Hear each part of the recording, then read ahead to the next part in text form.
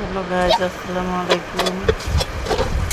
আজকে আমি রান্না করতেছি চিংড়ি মাছ দিয়ে পুঁই শাক দিয়ে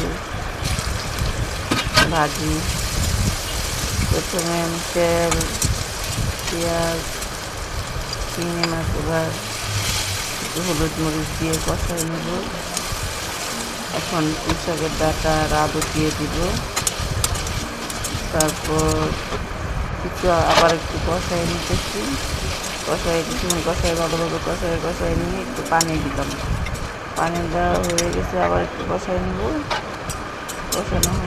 কষানো হয়ে গেলে আর একটু ভালো করে কষাই নেব। এখন শাক দিয়ে দিলাম। শাক দেওয়া পরে